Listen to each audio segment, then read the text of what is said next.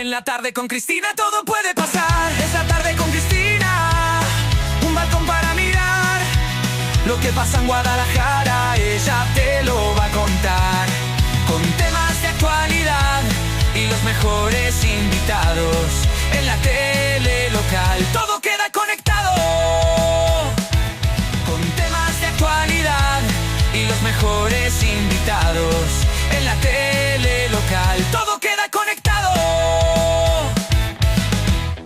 Muy buenas tardes a todos y bienvenidos otro día más a La Tarde con Cristina. En el programa de hoy vamos a tener muchísimos invitados, estaremos hablando de los desfibriladores, hablaremos además como todos los lunes con Irene Matarranz sobre esas técnicas de reproducción asistida y todo lo que esto engloba, y hablaremos también con Fátima Gismero porque nos desplazamos directamente a Pioz para ver cómo se hace el hornazo. Todo esto y mucho más en el programa de hoy. Comenzamos.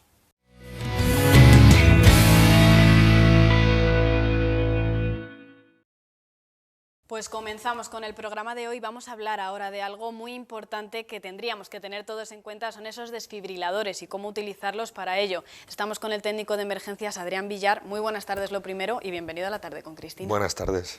Vamos a hablar un poco de todo lo que engloba este tema, que es el salvar vidas, esos desfibriladores que muchos hemos escuchado hablar de ellos, pero es verdad que poca gente sabemos utilizarlos. Es cierto que a lo mejor los vemos en restaurantes, en lugares públicos y decimos, pues muy bien, porque si pasa algo yo no voy a saber cómo utilizar esto. Entonces venimos a responder esas dudas y a hablar un poco de todo lo que conlleva el uso de estos desfibriladores. Pues nada, un desfibrilador al final es una herramienta que ayuda a salvar vidas. El desfibrilador en menos de 3 minutos es capaz de recuperar, tiene la posibilidad de recuperar a más del 70% de la gente que entra en parada. Y en los primeros 5 minutos son vitales, porque en los primeros 5 minutos todavía podemos recuperar esa persona que ha entrado en parada. A partir de ahí ya el tiempo se dilata, los daños de la persona pueden ya empezar a aparecer y bueno, pues lógicamente el tiempo es oro en este aspecto y disponer de un desfibrilador en un lugar cercano siempre es una herramienta que debería ser... deberíamos de estar más familiarizados con ellos, básicamente. Antes de ponernos a hablar de cómo se utiliza, de qué es lo que tenemos que tener en cuenta, cómo hacerlo, ¿no? Porque es verdad que esas son las dudas que nos surgen a la hora de pensar en utilizar un desfibrilador, me gustaría hablar de datos, porque es cierto que lo hemos hablado, muy pocas personas saben utilizar un desfibrilador. Es cierto que ahora se está fomentando más su uso en determinadas comunidades, pero todavía es algo que no se tiene en cuenta y que es muy importante en el caso de que estés trabajando, por ejemplo, en tu empresa y a tu compañero le ocurra cualquier cosa. Pues al final tenemos un problema, que en España tenemos 17 comunidades autónomas y cada una legisla según se le antoja a cada una de ellas. Entonces, en la Comunidad de Madrid tenemos una legislación bastante restrictiva a la hora de... Muchas empresas tienen obligatoriedad de tener desfibriladores, pero en otras comunidades son más laxas a la hora de esa obligatoriedad. Al igual que con el tema del desfibrilador, con el tema de la formación, ¿no? Pues hay comunidades que obligan a formar por comprar un desfibrilador y otras que dicen que, bueno, pues si te quieres formar te formas y si no, pues queda ahí en el aire, ¿no? Entonces, mi punto de vista sería necesario una norma nacional que unificara a criterio nacional el uso de los desfibriladores semiautomáticos no hospitalarios, que hay que decirlo, no sanitarios, que son estos que tenemos aquí encima de la mesa, ¿no? Es necesario porque al final la gente tiene mucho miedo, nosotros estamos todos los días dando formación y hay mucha reticencia, mucho de, es que quién soy yo para darle un chispazo a alguien, ¿no? Entonces, bueno, vamos a desmentir todo eso, vamos a quitar esos mitos, esos miedos, porque al final estos aparatos no van a hacer nada si no es necesario hacerlo.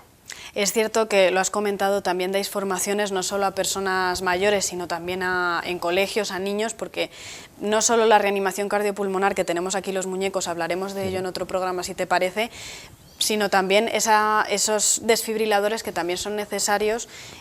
¿Qué tipo de formaciones y a quién podéis dar formación? Porque es cierto que todos deberíamos saber utilizarlo, pero de momento se está entrando en esas formaciones y no se está dando a todo el mundo. Eso es. A ver, la formación, como decimos, pues debería ser obligatoria desde la edad escolar, sería lo ideal. En otros países de nuestro entorno, incluso en otros continentes, que los vemos muy lejanos, incluso decimos que son tercermundistas, ¿no? Tienen estas formaciones o la educación en emergencias como asignatura en los colegios.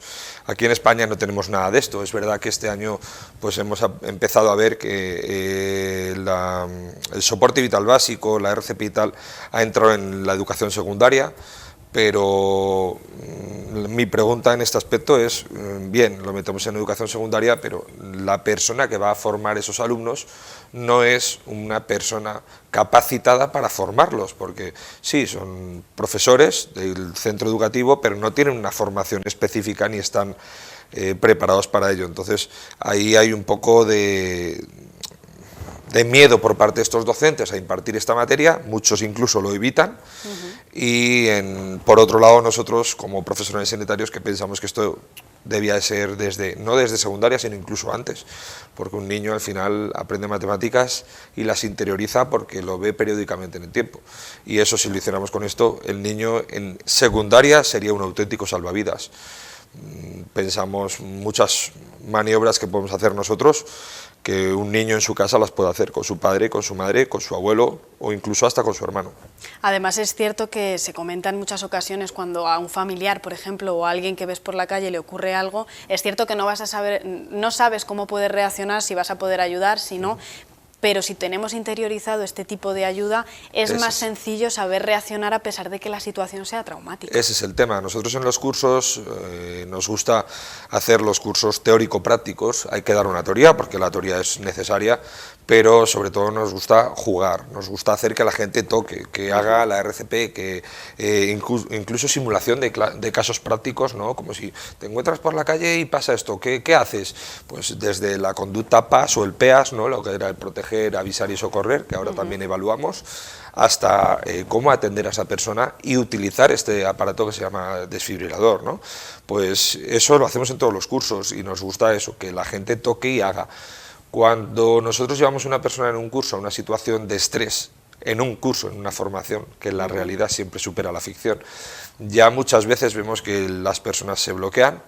En la realidad, lógicamente, va a ser siempre peor. Entonces, hay que aprender a simular, ¿no? Hay que aprender jugando para luego en la realidad pues tener el camino más plano, más liso y saber actuar de una forma más correcta.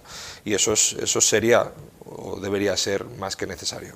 Te voy a preguntar antes de meternos ya en lo que es este desfibrilador que estamos viendo aquí y luego lo que tienes en el sofá, ¿dónde? Porque supongo que habrá gente que nos esté escuchando y que quiera saber dónde pueden realizar los cursos. Vosotros ofrecéis cursos, cuéntanos cómo pueden ponerse en contacto. Nosotros somos una empresa, somos RIP Fordea, ¿vale? Estamos afincados en Madrid, pero trabajamos a nivel nacional y damos formación, estamos habilitados para dar formación a nivel nacional, incluso acreditada con sociedades de medicina nacional. Entonces, bueno, cualquiera que quiera ponerse en contacto con nosotros puede o bien mandar un email a info@ripfordea.com o WhatsApp o llamada de teléfono al 625 0152 35. Perfecto. ¿Vale? Pues si te parece, enséñanos lo que nos ibas a enseñar, porque es cierto que también vamos a ver un poco cómo funciona todo esto desde aquí, luego ya las personas que quieran puedan realizar el curso y esperemos que sean muchas además. Cuéntanos lo que nos has traído, lo que tenemos. Pues nada, aquí tenemos dos equipos que son dos desfibriladores semiautomáticos, no sanitarios, es decir, de uso para cualquier persona que se encuentre por la calle. Son desfibriladores que ahora actualmente están implantándose tanto en muchas empresas como en entidades públicas o ayuntamientos y lugares públicos. Y bueno, es súper sencillo su uso, básicamente coger el desfibrilador, el 112 te va a decir mismamente que lo cojas, si sabe dónde se encuentra uno de ellos o si tú sabes dónde se encuentra uno de ellos. Como hemos dicho antes, ponerlo en los primeros 3 minutos es más que necesario para poder revertir esta situación de parada y bueno, para quitar el miedo a la gente vamos a abrir uno de ellos y vamos a ver qué es lo que hace realmente el desfibrilador, ¿no? Una vez lo abrimos, el desfibrilador automáticamente se enciende y encendido. Por medio de imágenes. Tranquilo y siga las instrucciones. Retire la ropa del paciente. Por medio de imágenes y de audio nos va diciendo lo que tenemos que ir haciendo. Cogemos los electrodos o los parches, como bien dice el equipo, y los ponemos como bien nos indica el desfibrilador. ¿Vale? Al final tenemos el dibujo donde tenemos que colocar los electrodos, se los colocamos a la víctima y una vez los hemos colocado, el desfibrilador empieza a analizar. Retire la ropa del paciente. y nos Conecte dice... el cable de los parches. No toque al paciente. No toque al paciente. Analizando ritmo cardíaco. Descarga recomendada. Nos Pulse aconseja botón descarga para y antes de dar al botón deberíamos avisar, cuidado, nadie toca, y le damos al botón. Descarga administrada. Inicie RCP de inmediato. A Siga partir el de ahí metrónomo y haga 30 nos tutoriza la RCP respiraciones. y nos marca el ritmo de la RCP. Esto es otro tema que el ritmo, la gente no sabe qué ritmo, ¿no? Hemos escuchado muchas veces la Macarena, tal, pues el desfibrilador también nos marca el ritmo y nos va a ir diciendo qué es lo que tenemos que hacer. Si al final, dentro de todas las circunstancias del estrés que supone el estar en una situación de estas, este aparato te va diciendo lo que tienes que hacer y además estás en contacto con la persona que has llamado de urgencias, que también te va a ir diciendo. Es decir, es cierto que en estas situaciones siempre tienes a gente alrededor, aunque no esté físicamente contigo, y el desfibrilador en ese sentido también ayuda. Eso es, el desfibrilador al final nos va a decir todo lo que tenemos que hacer, igual que nos lo va a decir el 112.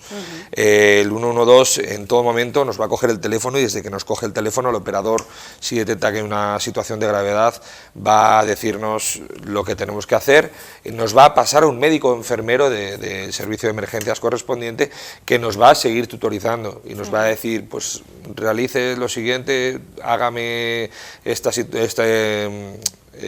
ejercicio, esta maniobra o esta otra, y ellos nos van a ir diciendo en todo momento qué es lo que tenemos que hacer. Entonces, tanto la tutorial 112 como el desfibrilador nos van a ayudar a salvar vidas. Se salvan muchísimas vidas gracias a los desfibriladores. Hay un montón de casos, un montón de noticias diarias que gracias a un aparatito de estos y del uso de una persona en la calle salen muchos casos de parada. ¿Vale? El 80%, bueno, la gran mayoría de los casos de parada cardiorrespiratoria se producen por un fallo cardíaco. Es una cosa que no estamos concienciados en ello, mejor dicho. La gran mayoría se producen por fallos cardíacos que gracias a un desfibrilador se pueden revertir, y eso es un mito que en la tele nos han enseñado muchas veces, ¿no? Esa línea continua, cuando la persona llevan al paciente en ambulancia con la camilla corriendo, le van haciendo el RCP ahí en movimiento y tal, lo meten al box de urgencias y se ve esa línea continua. Coge el médico las palas y dice, ¡palas! 200, ¡pah! Y le pegan el chispazo. Eso es mentira, eso no es la realidad al final. En la realidad tenemos para poner esa misma imagen, ¿no? Aquí tenemos un monitor donde vamos a simular lo que sería un ritmo desfibrilable, ¿no? La persona está, entre comillas, normal, tenemos un electro que va a salir aquí arriba, ¿vale? Tenemos un electro que entre comillas es normal, y de repente pues esa persona, por circunstancias X, entra en parada cardiorrespiratoria, empieza a tener esos síntomas de parada. ¿Por qué? Porque su corazón de repente se ha alterado, no está ordenado. Y este ritmo cardíaco, que es una taquicardia ventricular sin pulso, una fibrilación ventricular, es la que produce que la persona entre en parada, ¿vale? Que por lo que nos estás comentando es cuando veríamos esa línea continua en las películas, pero en realidad son esas las líneas que... Eso es. Esto es lo que analiza el desfibrilador, y el desfibrilador no va a aplicar descarga, hay que dejarlo clarísimo, nunca va a aplicar descarga si no detecta ese ritmo desfibrilable.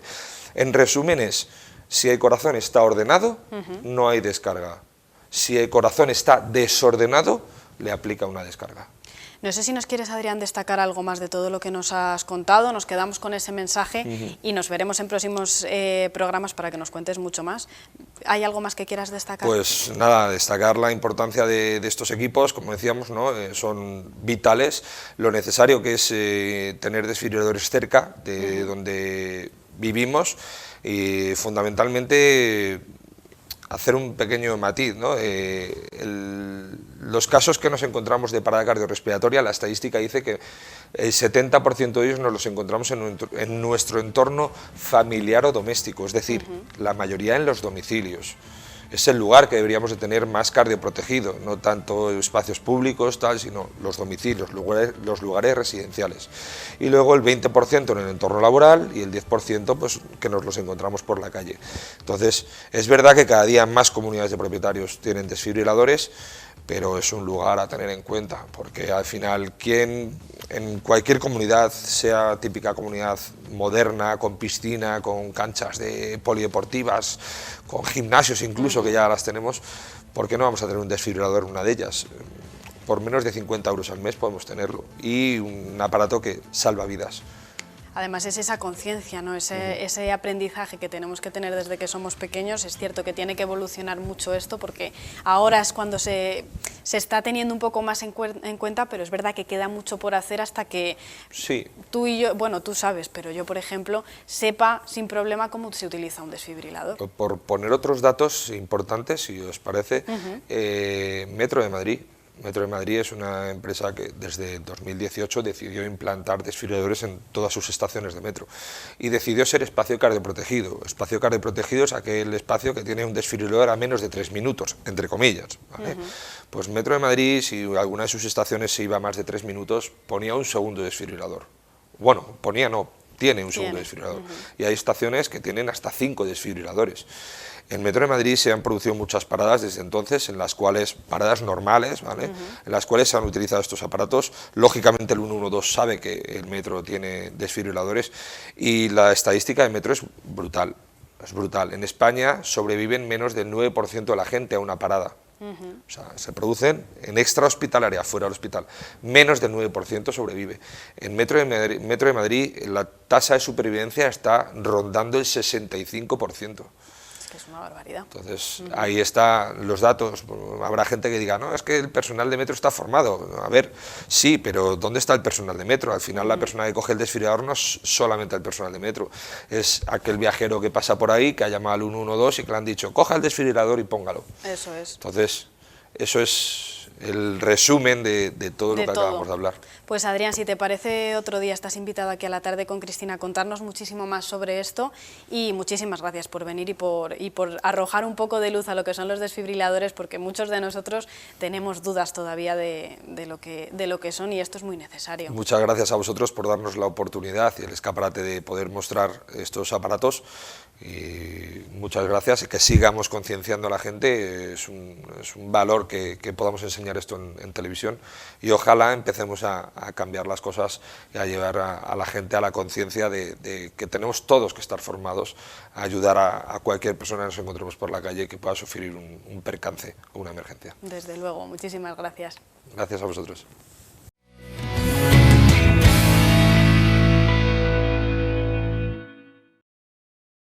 Y hoy nuestro compañero Javi Lobo, como siempre, nos trae otro reportaje. Vamos a descubrir de qué se trata.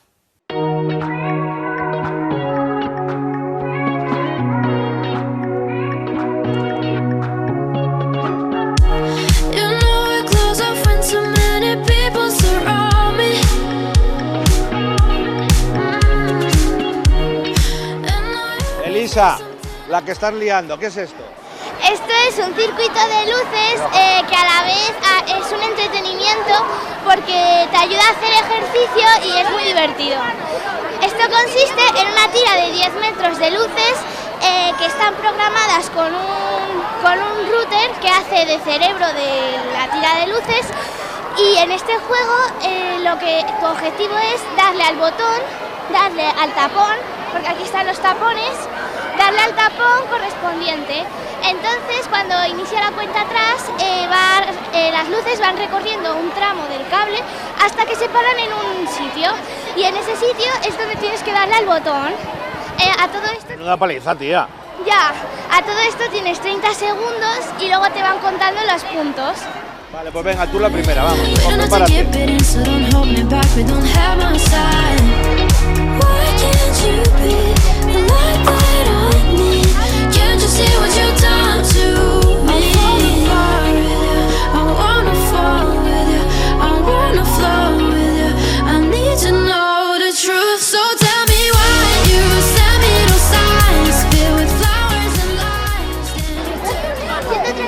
Puntos. Muy bien, aplauso.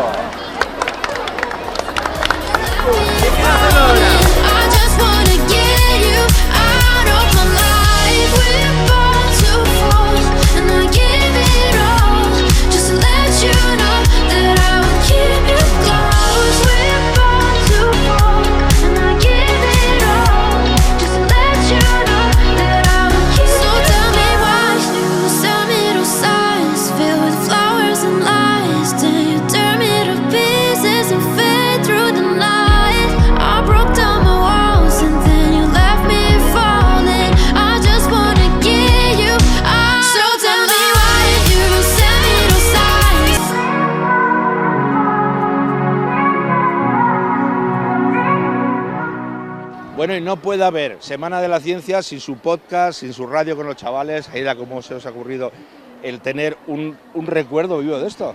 Pues hemos estado trabajando ese tipo de proyectos en el cole, entonces hemos decidido venir aquí a mostrarlo a la Feria de la Ciencia y poder compartirlo con todos los compañeros del otro centro y del instituto también. Qué bonito, estáis haciendo podcast, ¿verdad? Sí, eso Hablando es. con los chavales, preguntándoles cómo han hecho los experimentos. Yo estoy viendo experimentos que me están flipando. Que lo Está sepas, muy bien, la verdad que está todo muy bien. Yo creo que hemos hecho un buen trabajo y espero que todo el mundo disfrute y les guste mucho. A ver, la presentadora. Yo quiero hablar con la presentadora. ¿Qué estás preguntando a los chavales? A los compañeros. Estoy preguntándole ahora mismo a un niño de qué le parece esta iniciativa, qué le parece la Feria de la Ciencia. ¿Y qué feeling, que me dicen ahora, qué feeling le estás sacando? ¿Qué tal? Bien, yo creo que bien, sí. Claro, todo lo que no sea ir a clase está bien, pero luego os van a hacer un trabajo de esto, ¿o no cuenta para nota esto? Creo que no, eso es lo malo. Ah, que tú querías que contaste, esta es la ampollona. Oye, ¿qué preguntas les haces, por ejemplo? A ver, dime una de las preguntas. Una es, ¿de qué te parece la Feria de la Ciencia? Muy bien. ¿De qué tratan vuestros stands puestos? ¿Y te gusta la ciencia? ¿Por qué?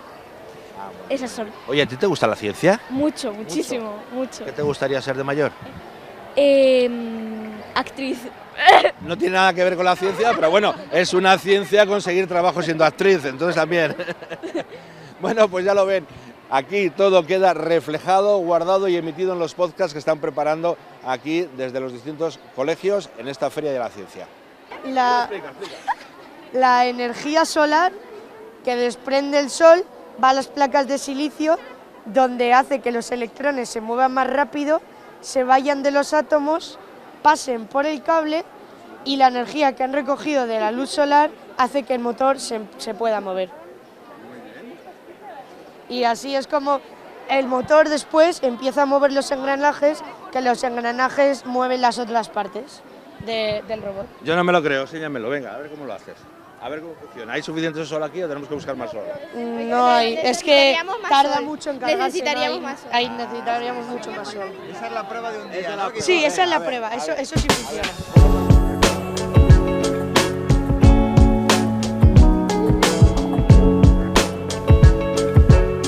You're gonna drive me crazy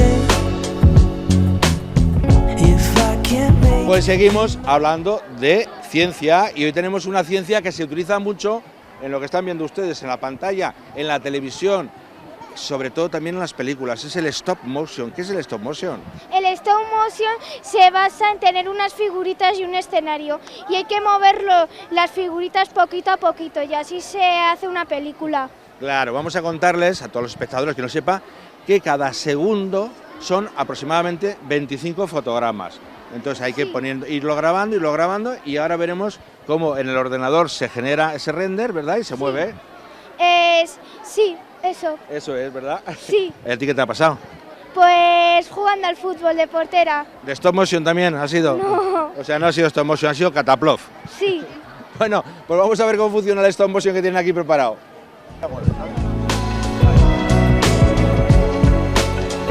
A ver, Javi, ¿qué estás preparando? Estábamos haciendo como que se están ayudando así para ayudar al sol, para que no pase nada. Entonces vas moviéndolo y vas poniendo poquito a poquito y vas haciendo fotogramas, ¿verdad? Sí, porque para que quede bien hay que ir imagen a imagen, pero moviendo muy poco. Poquito a poquito. Oye, por cierto, esto lleva muchísimo tiempo. ¿Cuánto tiempo llevas ya para hacer nada? Prácticamente 5 segundos. Sí, unos 5 minutos ya. Fíjate, a segundo por minuto. Luego dice que no trabajamos los de la tele, ¿verdad? Ya, sí. ¿Te gusta esto? Sí, está bien. Sí, está bien, pero no para dedicarte, ¿o sí? Bueno, depende. Bueno, venga, sigue, dale, Javi. Don't ever let me go.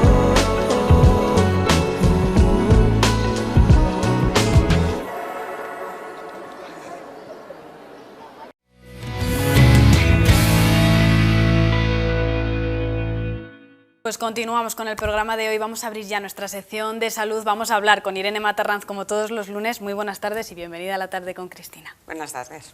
Cuéntanos de qué vamos a hablar hoy, porque vamos a desmitificar un poco el tema de lo que es la esterilidad.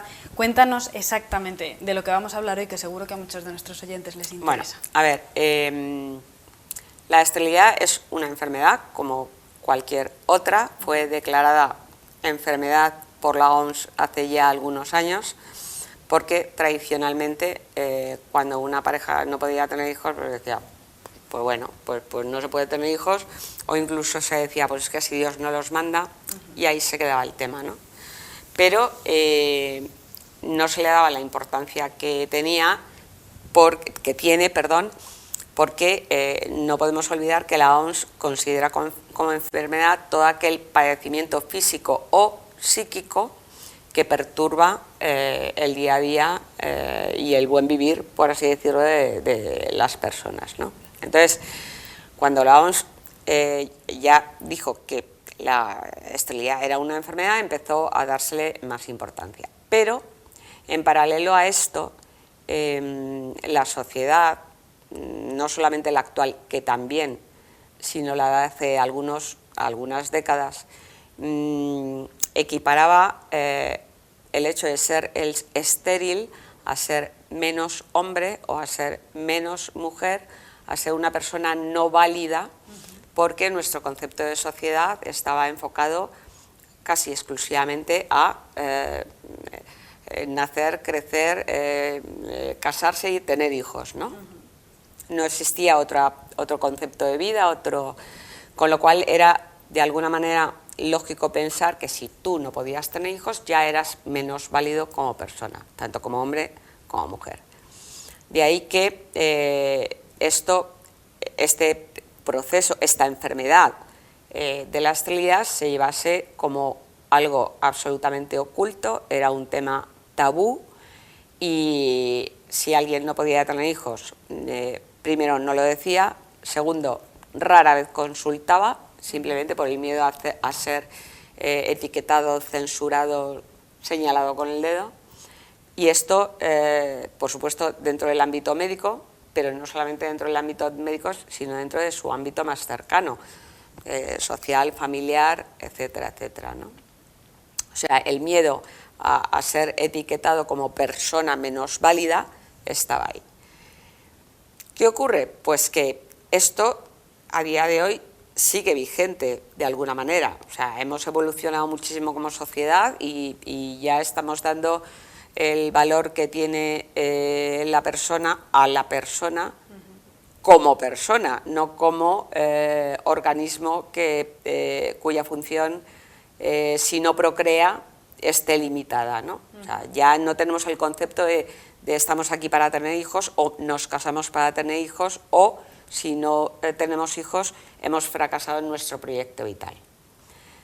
Pero esto sigue así, o sea, sigue siendo un tema del que no se habla con naturalidad. Desde luego no se habla con la misma naturalidad que si uno va por la calle al dentista a hacerse una endodoncia. O sea, todos somos testigos y hemos visto situaciones de encontrarnos con un amigo, hombre, fulanito, ¿dónde vas? Voy al dentista, tengo una endodoncia. Ah, bueno, muy bien, nada, que no te duela. Pero ojo, si vas al ginecólogo porque te faltan espermatozoides o te faltan óvulos o tienes las trompas obstruidas. O sea, no se te ocurre nunca decir en la calle, no, pues voy al ginecólogo porque es que no tengo espermatozoides. No, o sea, esto no se hace. Y claro, ¿qué problema trae esto? Pues que personas que podrían dar ejemplo de que no pasa nada por tener un problema de fertilidad, que la fertilidad se puede solucionar, que se puede superar la situación, y cuando digo personas que podrían dar ejemplo me refiero a personas mediáticas o famosas, no lo hacen. Cuando ocurre igual que en el resto de la población. Ya nos cuesta a nosotros, en nuestro día a día con familiares, es cierto que personas que, igual que se habla de una esclerosis y se da visibilidad a una esclerosis, ¿por qué no dar visibilidad a esos problemas que son frecuentes pues, también? No se da visibilidad por todo esto que acabo de explicar, pero es que encima existe la particularidad de que esta situación está haciendo mucho daño a muchas parejas estériles. ¿Por qué? Pues porque una persona mediática se embaraza a lo mejor con 42, 43, 45 años y no dice ni mu de que ha tenido que recibir ayuda médica. Con lo cual la población tiene la falsa idea de que se puede conseguir un embarazo fácilmente a los 45 años porque fulanito o fulanita ha sido madre a los 45 años y no pasa nada. Esto no es verdad. Esto no es verdad, no se está dando esta información. Entiendo que están en su pleno derecho de no hacerlo, por supuestísimo, o sea, pero claro, se está creando una falsa expectativa a la población que es muy perniciosa y que está haciendo mucho daño, porque la gente se atreve a retrasar la maternidad porque no pasa nada. Fulanito o menganito ha sido padre a los 48 años.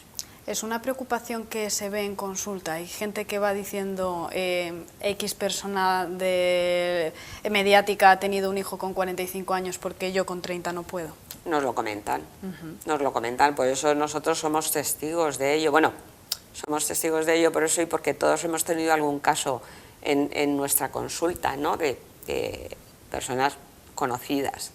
Entonces, es la realidad. ¿Cómo se aborda este problema cuando una pareja, porque es cierto que al final lo que se ve en redes sociales, lo que se ve en la tele parece que pesa más que lo que a veces te dicen los médicos, pero es a los médicos a los que hay que hacer caso cuando llegas y dices, mira, he visto que esta persona con 45 se ha quedado embarazada, yo con 30 no puedo. ¿Cómo abordáis? ¿Qué es lo que les decís? Bueno, lo primero que hay que decir es, yo no conozco ese caso, no puedo decirte nada ni a favor ni en contra de cómo fue este embarazo o cómo se consiguió este embarazo, Dios me libre, ¿no?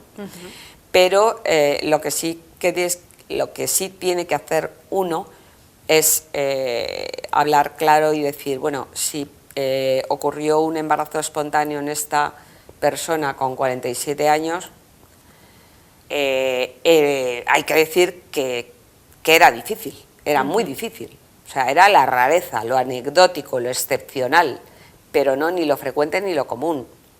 Y esperar que usted, paciente mío que viene a la consulta, pueda tener la misma suerte, pues es demasiado esperar. O sea, son situaciones que para nada es frecuente que se repitan. Son lo anecdótico, lo raro, lo infrecuente, lo inusual, de para nada el día a día. Hay que poner datos encima de la mesa y decir, las proporciones, el porcentaje que consigue un embarazo espontáneo a estos años y en estas circunstancias es de, a lo mejor es un 5%. Si la persona está dispuesta a que ese 5% se lo ofrezca a la madre naturaleza porque le ha querido hacer un regalo, por así decirlo, pues puede esperar, pero si es realista, desde luego, no debería esperar en absoluto con esa edad. Querría volver un poco al inicio de la entrevista porque sí que es cierto que ha avanzado mucho, es cierto que no se ven las cosas igual que se veían hace 30 años, es cierto que lo has comentado, antes a lo mejor no podías tener hijos y te quedabas sin hijos porque no veías más allá, pensabas que era algo que Dios no te había dado y ya está. Ahora es verdad que el paradigma ha cambiado, que se habla un poco más, pero sigue sin hablarse. ¿Crees que queda mucho para que alguien pueda decir, pues mira, voy a la clínica de fertilidad porque no me puedo quedar embarazada y que no suponga lo que supone ahora para la sociedad? Cada vez queda menos, pero todavía queda, porque este es un concepto que entronca muy directamente con lo que se nos ha venido enseñando durante mucho tiempo de tú eres hombre, tú eres mujer, sois distintos, tenéis papeles distintos, si tú como mujer no le sirves a este hombre, no le sirves, y si tú como varón no le sirves a esta mujer para que sea madre, no le sirves. Y es que como está tan relacionado con tu valía como persona, o sea, tu potencia sexual, tu feminidad, como está tan relacionado y estos conceptos a día de hoy desgraciadamente siguen vigentes, pues nos queda todavía. O sea, es innegable que el hombre y la mujer están muy preocupados por su físico para dar una apariencia o muy femenina o muy masculina porque eso les pone en valor. Es como si fuera su IVA, su impuesto de valor añadido, y eso lo relacionan tremendamente de una manera tremendamente directa el hombre en concreto con la potencia sexual, cuando no tiene nada que ver. O sea, podemos perfectamente ver imágenes de hombres musculados y con físicos apabullantes y que tienen un comportamiento sexual impecable y que luego, pues a lo mejor son estériles. Porque además no olvidemos que hay muchos hombres que toman esteroides precisamente para favorecer este desarrollo muscular, y los esteroides tomados de forma crónica y a largo plazo pueden producir esterilidad. Sí, que al final... Pero la mujer hace igual. Hombre, la mujer no suele tomar sustancias en este sentido, ¿no?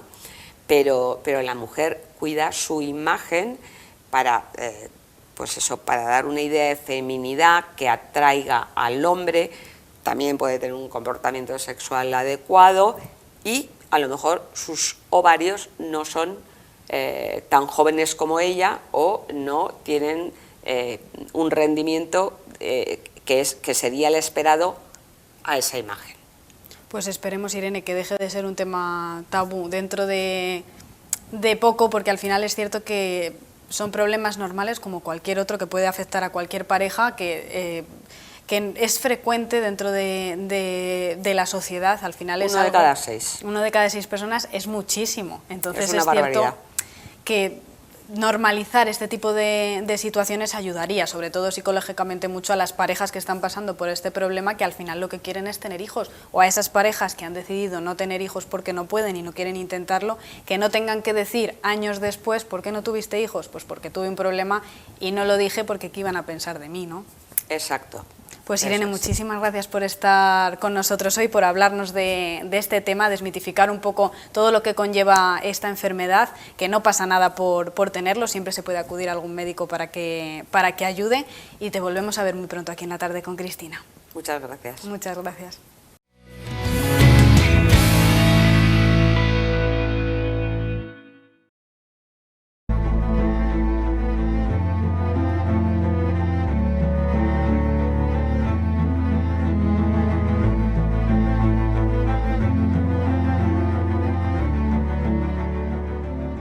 Hoy en La Tarde con Cristina nos hemos venido hasta esta zona porque vamos a hablar con dos de las principales asociaciones de La Chopera. Vamos a hablar de la problemática que tenéis, Luis Manuel, aquí en esta zona.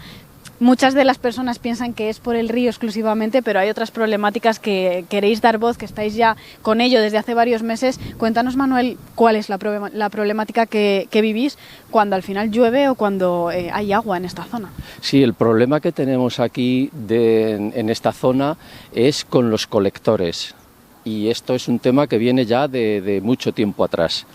Cada vez que llueve de forma torrencial, el colector principal, que viene de la zona de Marchamalo, ¿vale?, recoge todo el agua de Marchamalo, etcétera, y cuando llega aquí ya llega muy cargado y no es capaz de asumir las aguas que vienen de los 3 colectores que salen de esta zona, más el colector que sale de Alonso Gamo.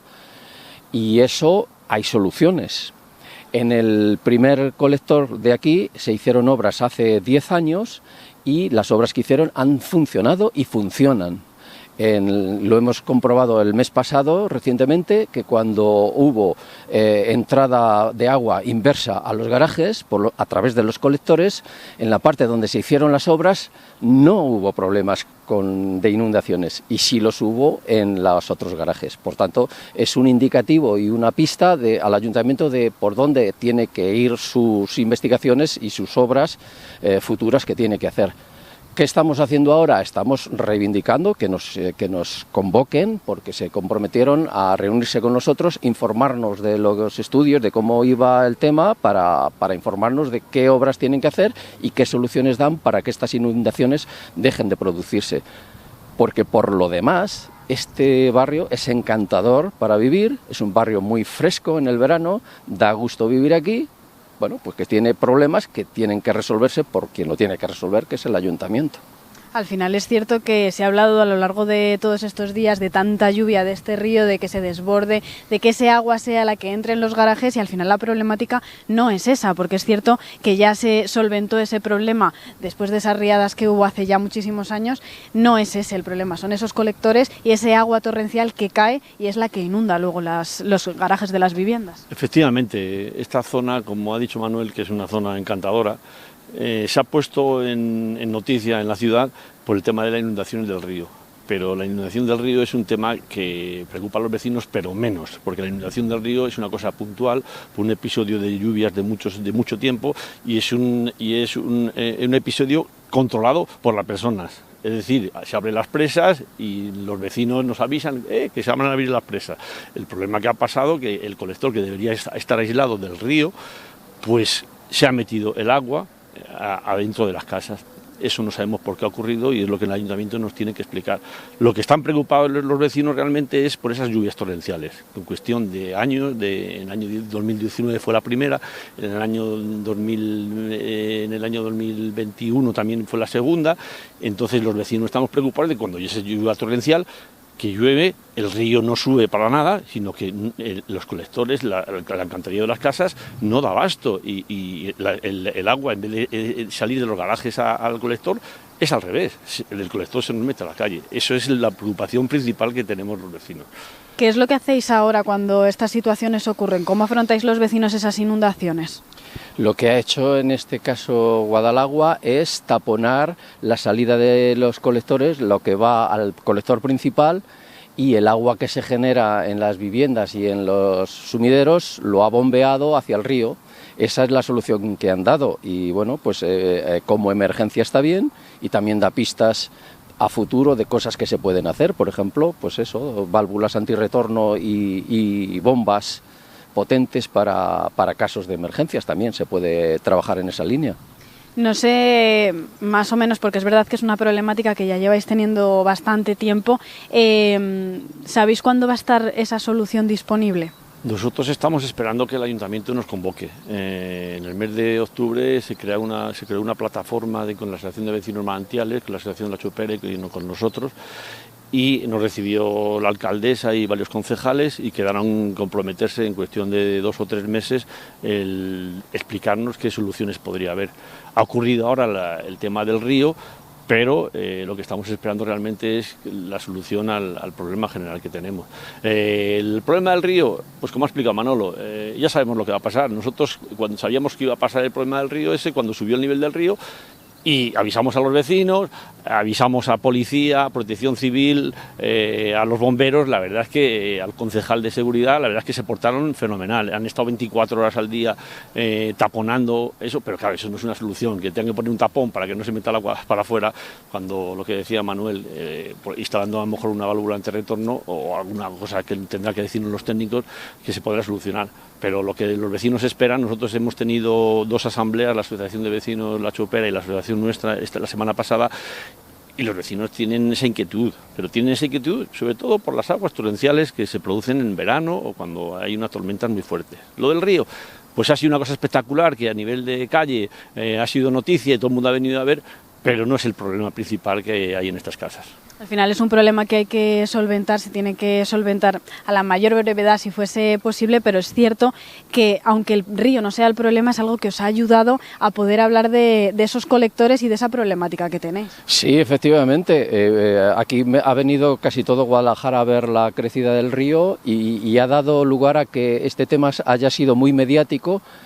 Habéis visto hace un momento los camiones de Guadalagua por aquí limpiando los colectores, lo cual celebramos, pero es algo que lo tienen que hacer de forma regular y sin que ocurra nada de eso espectacular. Solo confiamos en que no se olviden de esas limpiezas que estamos reclamando y no solamente cuando hay una cosa de estas tan espectacular.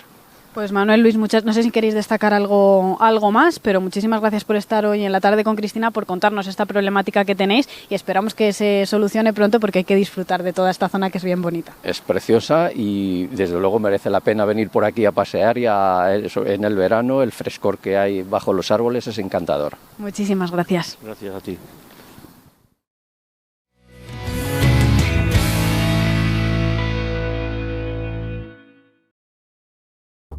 Bueno, Fátima, pues otra semana más vamos a hacer otra receta. Cuéntanos de qué se trata. Bueno, bienvenida a la tarde con Cristina, muy buenas tardes. Y vamos a ponernos manos a la obra con la siguiente receta, que cuéntanos cuál es. Pues bueno, ya sabéis que dijimos que anticipamos un poquito la sorpresa, pues vamos a hacer un hornazo de Pascua. Perfecto. ¿Vale? Que el hornazo de Pascua es muy típico de esta zona de aquí de Pioz, ¿vale? Porque me he enterado que en otros sitios les llaman de otra manera y es lo mismo, pero me parece genial esto de Cada ir enterándome. maestrillo tiene su librillo. Sí, ¿no? Y sobre todo que cada pueblo le llaman de una manera distinta y entonces es como muy guay esto de ir aprendiendo cosas. Eso es. Pues mira, ¿qué vamos a tener aquí? ¿Qué tenemos? Tenemos harina, tenemos aceite de oliva, huevo, azúcar, anís, agua y levadura, ¿vale? Entonces, esto lo vamos a ir mezclando todo junto. Bueno, lo vas a ir mezclando todo. Perfecto, me voy arremangando. Yo te voy a ir mandando ahí, ¿vale? Lo vamos a ir preparando y luego lo echaremos en... Depende cómo lo veamos aquí, lo vamos a echar en la mesa o no. Y vamos a hacer un amasado más fácil del habitual. Vamos a hacer como una autólisis, que es ir mezclando los ingredientes, los vamos a dejar reposar, los volvemos a mezclar, dejamos reposar y entonces nos va a costar mucho menos y vamos a amasar esto antes. Genial, ¿vale? Pues manos a la obra. Así que venga, vale, pues vamos a empezar primero poniéndote harina, azúcar. ¿Lo voy moviendo ya? Ahora mismo, mira, que te voy a ir echando un poquito, te voy a echar un poquito de agua. Vale. Venga, vete mezclando, que se va a quedar un poco duro, ¿eh? Pero yo te voy a ayudar a que sea más fácil esto. A ver, que te voy a hacer un favor. Sí, porque se me ha bajado... Ah, sí. ¿Ahí mal? ¿Ahí bien? Sí. No te estoy cortando la circulación, ¿no? Ni nada de esto. Ahí va bien. Pues ala, fenomenal. Sí, con la goma. Así, ya está. Y siempre llevo yo también goma ahí. Ahí. Luego te lo voy a echar entero. Vale. Vale, y vamos mezclando. El hornazo es un bollito que lo único que pasa es que requiere de mucha fermentación para que luego esté más blandito, que esté más jugoso, ¿vale? Entonces lo que hacemos es que no lleva mucha levadura y esto lo que nos ayuda es a que el reposo en la cámara fermentadora, que en casa no hay, ¿vale? Pero que lo podemos tener a una temperatura, ahora que ya viene el buen tiempo y tal, lo podemos tapar con un trapito y a temperatura ambiente. Vale. Que lo queremos hacer en invierno, porque queremos en invierno, voy con el aceite de oliva, aceite de oliva del 0,4, ¿vale? Porque queremos que sepa aceite de oliva, pero que no sea una intensidad que solamente nos sepa aceite, ¿vale? Vale. Que lo que podemos hacer es en invierno, pues ponerlo cerca del radiador, ¿vale? O si encendemos el horno cerca del horno, y esto nos va a ayudar a que fermente y que vaya como a su amor, que decían las abuelas, ¿no? Vale, sí. Pues aquí nosotros tenemos la cámara de fermentación. Y entonces en la cámara de fermentación lo tenemos como unas 3 horas, ¿eh? O sea... Sí, que tiene que estar su tiempo para que sí. Venga. Se haga bien. Ay. Para que luego esté jugosito. Y cuanta más fermentación tenga, luego va a estar como mucho más tierno y luego nos va a sentar mejor. ¿Vale? Que es como mucho más digestivo. Bueno, voy a meter las 2 manos ya. Que se me ya está directamente complicando con una la ya cosa. no quieres. Vamos a ello. Yo es una masa que se queda muy blandita, ¿vale? Ya aviso para que no se asusten, que la masa se queda muy blandita. Y entonces, por eso es lo que hacemos lo del método este de la autólisis, que es dejarlo reposar y que se vaya reamasando ello solo. Vale, mira, le vamos a poner anís. Perfecto. Aquí le ponemos anís, pero le podríamos poner ron, le podemos poner cualquier otro tipo de licor, o no. Y la parte de licor se la ponemos en agua. Eso te iba a preguntar, porque a lo mejor hay gente que no le gusta poner ni licor ni anís, eso a gusto de... Sí, a gusto de cada uno. Y, por ejemplo, otra de las cosas que también se pueden hacer en el hornazo, pues es igual ponerle lo que queráis. Si le queréis poner ralladura de naranja, ralladura de limón, le podéis poner canela. Ya sabéis que yo soy fan de la canela de más. Entonces le podéis poner canela, le podéis poner cualquier aroma que os guste. Venga, vamos con el agua. Todo esto, las cantidades, hay que medirlas bien. Sí, esto es importantísimo, que todas las cantidades estén bien medidas, porque si te pasas, imagínate, si te pasas de agua, se va a quedar una sopa. Si no llegas si te pasas de harina, se va a quedar duro como una piedra. Tú estás viendo como a la vez que estás amasando, o sea, de duro, te va haciendo como más blandito. Sí. Pero al final... digamos que la proporción de los ingredientes importa mucho, las grasas, los azúcares, todo esto que parece una tontería, Sí, que al con final nada que tiene te su... pases, sí, ya la receta ya no te sale como tiene que salirte. Hay veces que sí que trabajamos, porque la pastelería es muy exacta, pero hay veces que sí que trabajamos con cosas al ojillo, Ujú. porque ya ves y dices, uy, aquí le falta un poquito más de agua. Sí, más o menos vas viendo un poco cómo va la consistencia, todo. Sobre todo en las masas, ¿sabes qué pasa? Que las harinas normalmente siempre vienen iguales, pero hay veces que las harinas no vienen igual y entonces absorbe a lo mejor más agua Ujú. y entonces pues tienes que ponerle un poco más de agua, pero eso tú ya, pues al final la experiencia de ver cómo está la masa, cómo se amasa y todo eso, la Te va experiencia que dice que es un diciendo- grado, pues te va diciendo un poco, ¿sabes? Esto de lo de las abuelas que repito yo mucho, de, no, la harina la que admita. Ujú. Y te echas a temblar porque dices, a ver, ¿qué admite? ¿Qué admite? Pues Sí. eso es su propia experiencia de que dice, yo ya sé el tacto que necesita o que tiene la masa y al final es eso, por eso dice lo de la que admita, pero si lo pesamos es mejor. Vale, Así sí, es más siempre, además, seguro. siempre, si estamos en casa, es la primera vez que lo hacemos, siempre seguir Sí, la sí, receta. hay que pesar todo. Luego Así. ya la experiencia nos irá dando, Tú ves practicando primero con el peso y luego ya... y luego ya bien. A ver, Vale, muy bien, pero estás viendo, ¿no? Ya Sí. tienes aquí tu bolita. ya tengo mi bolita, tengo que... Tu bolita y tu bolita. Sí, eso siempre lo decimos, lo del gimnasio, Sí, después sí, de hacer sí. pasteles y todo lo que hagamos, Por eso voy antes. Es Yo por mejor. eso voy antes.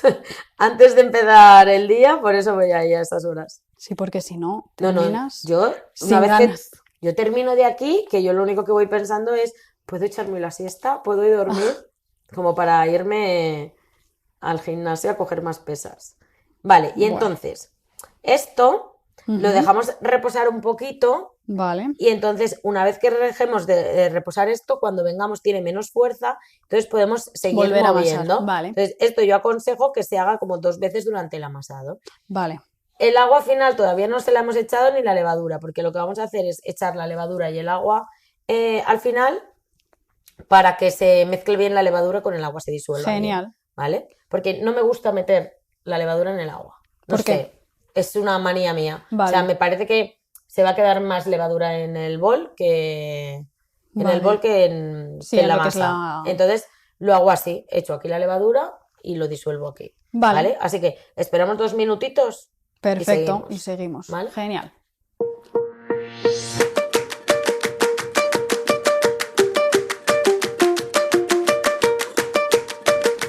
Vale, pues ya hemos esperado los 2 minutitos. Vamos a añadir, cuéntanos, Fátima, el que ahora. Mira, yo estoy haciendo aquí con un agujerito. Ujú. ¿Estás viendo? Sí, Y aquí lo que te voy a echar es la levadura perfecto. y la voy a romper. ¿Vale? ¿Es importante romperla? Pues mira, esto no es necesario, pero me Vale. encanta romper la levadura porque es blandita y te da así Sí, te como... da- Sí, pero no es necesario. Normalmente esto lo rompe solamente la amasadora, Vale. porque nosotros ahora lo estamos haciendo a mano. Sí, pero se ¿sabes? puede utilizar también. Sí, porque tú fíjate qué blandito es, mira, tócalo. Esto se Sí, deshace que al solo. final, Sí, que entonces, bueno, a mí es porque me gusta el esto de hacer... poder pero partirlo. sí, momento desestresante. ¿Y veis lo que te decía del agua? Ujú. Pues se la echo aquí. En vez de echar la levadura aquí y que se me Se quede todo en por el ahí. bol, Vale, pues lo hacemos pues así. nada, Y meto otra ahora, vez las venga. manos. ¿Ves cómo se disuelve enseguida? Sí, la verdad que no tarda nada. Nada. O sea, esto es una maravilla. Y entonces ahora, una vez que terminemos de mezclar esto, que si tú en algún momento ves que necesitas ayuda, no me importa mancharme las manos hoy, porque hoy, si te das cuenta, solamente porque he roto la Hoy de levadura. momento sí, Pero estoy de señorita total. no pasa nada. Yo ya después de todos los programas, más o menos, No, al final, Lo luego, en empiezo a vez de la tener tarde con dominado. Cristina vas a hacer los postres de Cristina. es verdad. Vale, entonces ahí, y esto igual, tú seguimos, le vamos a dejar 2 minutitos y ya verás ahora el resultado de la masa, Vale. cómo queda, porque va a quedar así como mucho más blanquecina, más fina. Ujú. Sí, esto es ir amasando hasta que se quede un... Sí, hasta que se quede todo bien, bien unido, ¿sabes? Ujú. Y toda la mezcla bien amasada. O sea, la ves así, parece como que está súper fea, pero luego, después del reposo, con 2 vueltas, lo tenemos. Sí. Así que si quieres que yo te ayude en algún momento. Vale, pues si quieres Sí, te dejo un poquito. mira, y esto yo voy a hacerte con la otra mano, Ujú. te enseño así. Haces así, Perfecto. y así. Y Y te vas lo limpiando, tenemos. ¿sabes? Haces así, pam, pam, pam. Genial. Y con esto haces así. Pues y ahora nada, venga, te me voy a dejo manchar ahí yo la mano, ¿vale? el acabado profesional. Vale, pues venga. Esto simplemente es eso, que se mezcle bien todo, poder Sí. tener la masa. Sobre todo que se mezcle bien la levadura, que es lo único que nos queda ya, Ujú. con el resto de agua, que lo podíamos tirar en la mesa, lo podemos tirar en la mesa, pero como lo que quiero hacer es una autólisis, que es esto de el amasado Sí, el ir solo poco a poco. y que vaya reposando, pero ves, esto ya tiene otro cuerpo, ¿ves? Y simplemente es ir dándole. ¿Has visto cómo huele a aceite de Sí, oliva? huele muy bien. Vale. Así. Lo coges, le das la vuelta y sigues. Y esto, que ya ves que ya está todo bien integrado, que está todavía sin amasar, porque todavía no ha formado el gluten ni nada. Ujú. Con este reposo, ello solo va a terminar de formar el gluten. Perfecto. ¿Vale? Entonces, lo vamos a dejar reposar aquí otros 2-3 minutitos. Lo vamos a tapar. Y cuando vengamos ya verás la masa que finete, Perfecto. que bien la tenemos. Muy ¿vale? bien, pues vamos a ala, taparlo vamos. y continuamos. Venga, me voy con ello.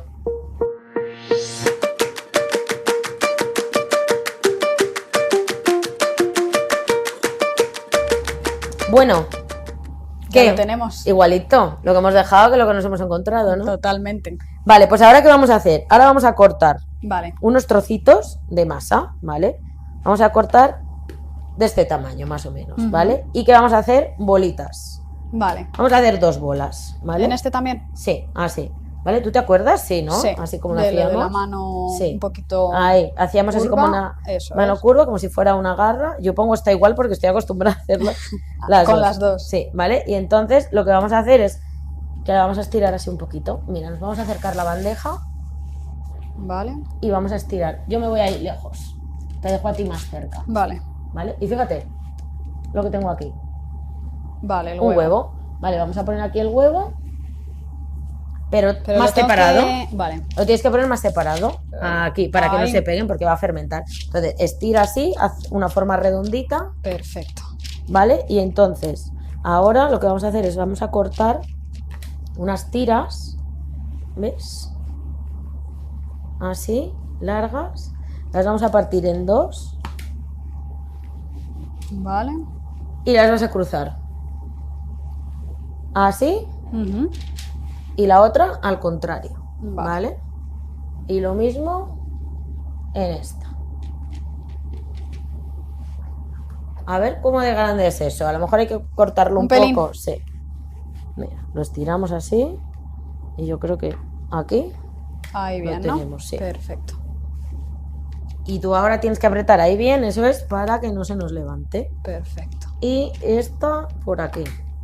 Y te la dejo a ti también. Genial.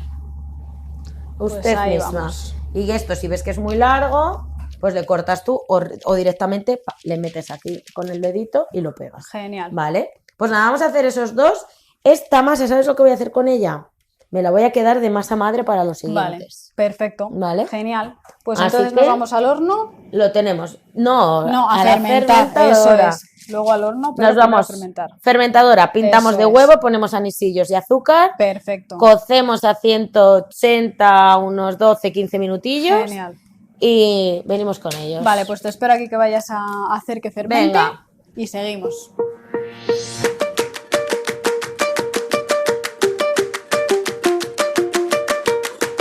Mira, Cristina, Ya ya lo tenemos, tenemos. los hornazos fermentados. Ujú. ¿Vale? Entonces, ¿ahora qué nos toca? Pues ahora vamos a pintar con huevo, Vale. ¿vale? Así con la brocha. Y vamos a pintar así, con mucha delicadeza, para que no se baje la masa. Genial. ¿Ves? Aquí, así despacito. El huevo no hace falta que lo pintemos, ¿eh? Vale. ¿Vale? Así que ahí lo tenemos. Y luego lo que vamos a hacer es que hemos hecho una mezcla de anisillos con azúcar. Vale. Y entonces le vamos a poner por aquí. Y esto al gusto también de... Sí. Así que se vean bien con colorinchis. Vale. Y lo tenemos. Y ahora le vamos a poner al otro. Y eso se lo vas a poner tú, ¿vale? Los Genial. toppings. Perfecto. Y luego lo que vamos a hacer ahora es meterlo en el horno.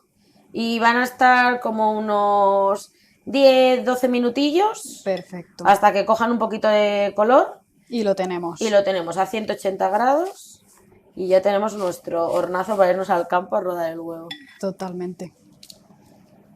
Ahí. Muy bien, pues aquí lo tenemos. Venga, un poco más. Un poco más. Así de generosas. Sí, venga. Que se Echamos vea generosillo. el color, la alegría. Genial. Así, muy bien. Vale. Muy bien, pues aquí te espero. Venga, me lo llevo al horno. Genial. Ahora te veo. Hasta ahora. Chao.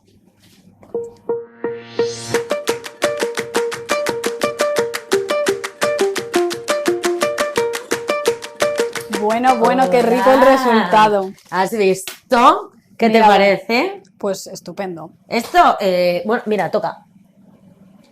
Ostras, sí. Voy a hacer los honores A emplatar. porque vamos a hacerlo bonito, ¿vale? Y vamos a coger y vamos a poner el hornazo aquí. Y adivina qué va a pasar con este otro. ¿Este es el que vamos a probar? Efectivamente. Ah, qué bien. ¿Vale? Genial. ¿Estás A ver, preparada? vamos a hacer los honores. A ver, esto ya te digo que se come el domingo de Pascua, Perfecto. que el huevo normalmente no se come, pero hay gente que sí que se lo come. Y entonces, bueno, yo para cortarlo nos vamos a saltar el huevo, Vale. ¿vale? Porque quiero que veáis esto. Mira. Mira cómo está. De blandito y de tal. Esto está buenísimo, ¿vale? Y entonces, bueno, lo voy a dejar así. Y me toca. Es que te iba a cortar más pequeño, pero digo, de eso nada. Así que todo Pues nada, tuyo, esto señorita. súper esponjoso. Me toca a mí y nada, a disfrutar. A ver, que te vea yo. Muy rico. ¿Qué tal? Muy rico. Pues eso, te lo puedes comer así o igual para el desayuno, que no te lo comas el domingo de Pascua.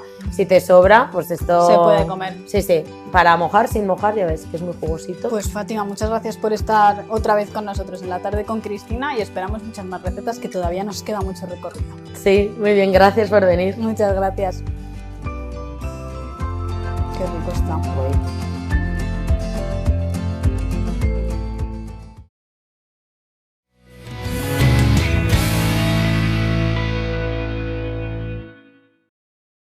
Pues ya sabéis cómo se prepara un hornazo, podéis hacerlo en vuestra casa como siempre cuando os contamos recetas de la mano de Fátima Gismero. Nosotros nos vamos, volvemos mañana a la misma hora, a las 5 de la tarde, para contarles, ya lo saben, todo lo que ocurre en Guadalajara y en la provincia. Muy buenas tardes a todos. Lo que pasa en Guadalajara, ella te lo va a contar, con temas de actualidad y los mejores invitados. En la tele local todo queda conectado, con temas de actualidad y los mejores invitados. En la tele local todo queda conectado.